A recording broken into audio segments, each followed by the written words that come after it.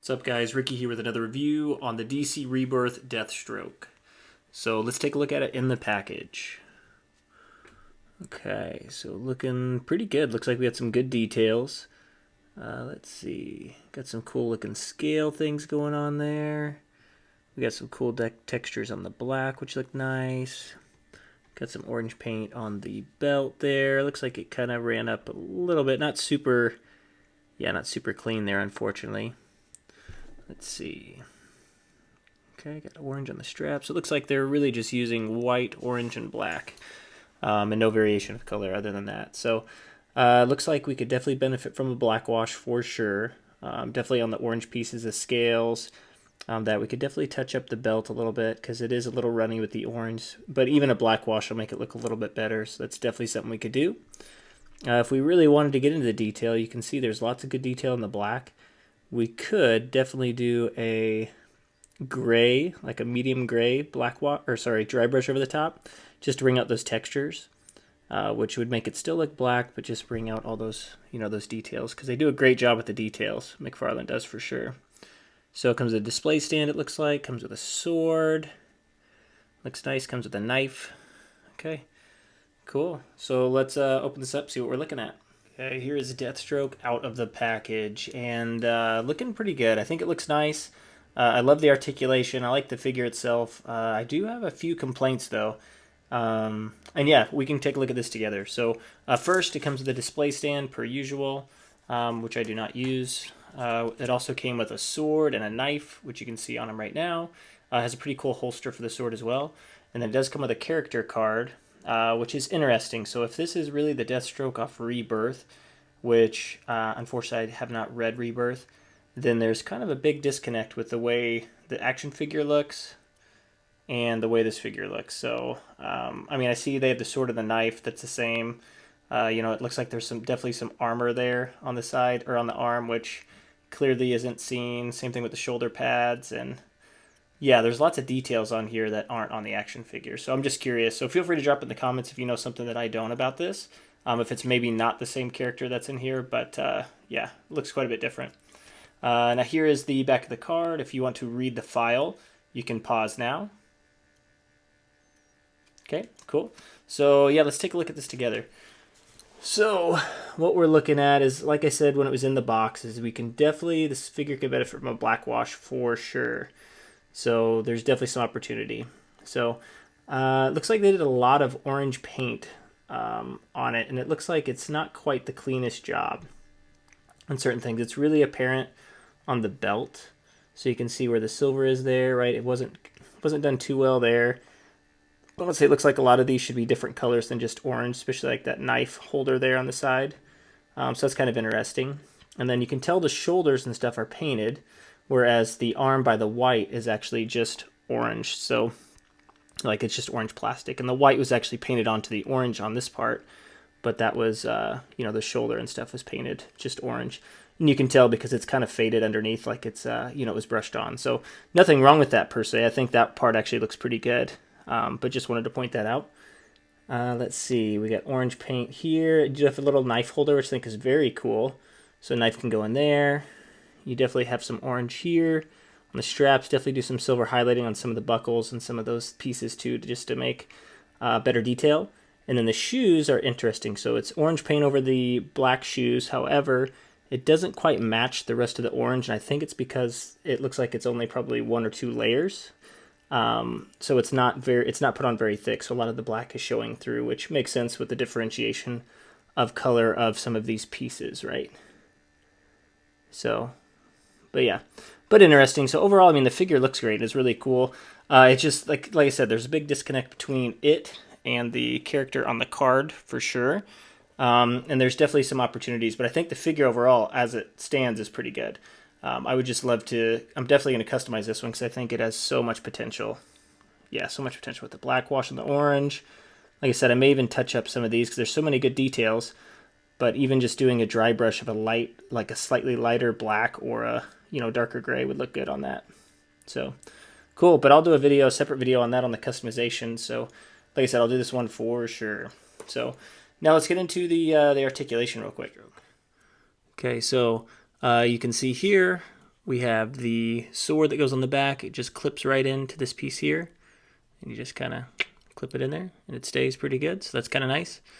Then you also have this part here where the knife can go in, so it is kind of tricky to get in and out, but that is where that goes. So here we go. So the head looks back very far. I am really digging this. So a lot of figures I've seen do not bend back that far, so that's very cool. You can look down extremely far as well. I love that. So you have a nice pivot from side to side. Looks good. And good rotation as well. Now shoulder articulation goes up above 90 degrees, which is nice. Then you have bicep swivel. You have double jointed elbows. And you have wrist articulation and rotation as well. And does come with the normal McFarlane shoulder pieces there, which I really like. And then the right arm, I'll show you the right arm. The right arm's got paint. So what I was highlighting this earlier, the paint here, so it's painted. So the thing is the paint kind of got a little stuck here. So this one is a little stuck, but nothing like heating it up or freezing it or whatever will do. So I'll see if I can work that out. Okay, you got an ab crunch that goes down a little bit, down a little far, not too far. Goes back pretty far, which is nice.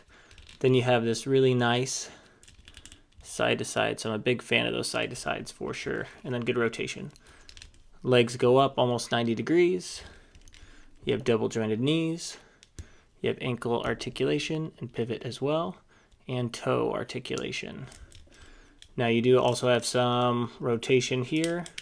It's a little tight on the rotation here. And this one looks like it's kind of stuck. So I'll inquire about that a little bit later. And then you can get him almost in the splits. So there you go. Okay, here we go, the size comparison, and a few different brands in there too, just to show off. So let's see, what we have here is we have the Deathstroke Rebirth, obviously the one we're reviewing, and we have the Arkham Knights or Arkham Asylum Deathstroke. I can't remember which one.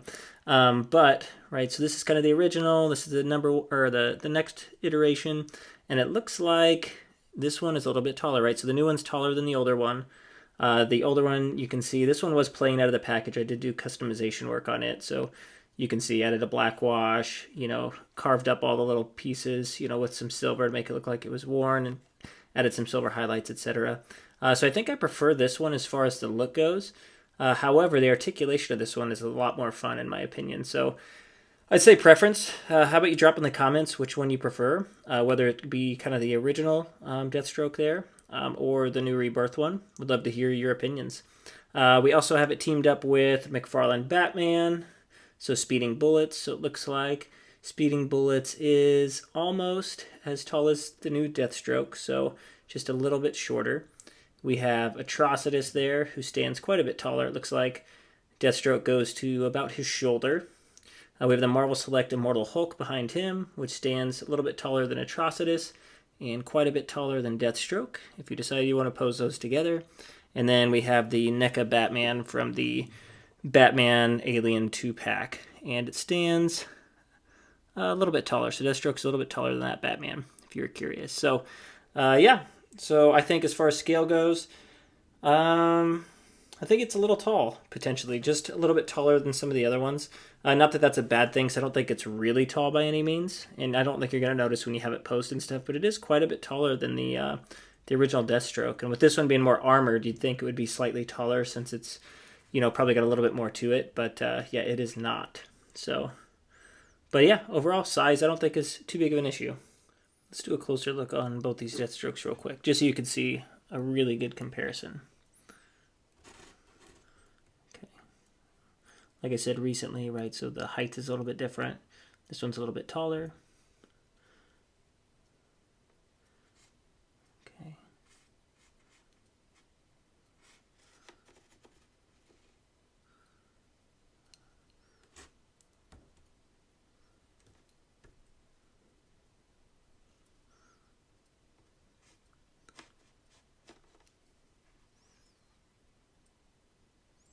Okay, I like the sword this Deathstroke came with too. I think it's a pretty cool sword.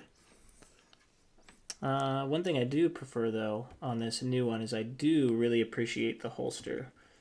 I kind of like it better. So with this one here, right, you got the little clip, and it's a pretty solid clip too. So when you put it on, it really stays, which is nice.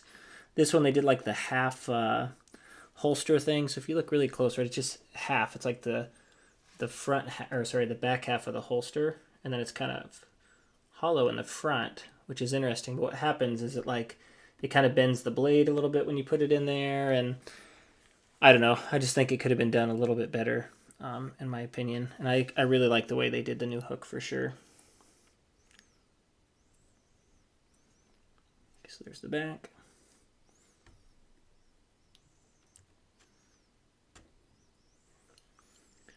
And here's the other side.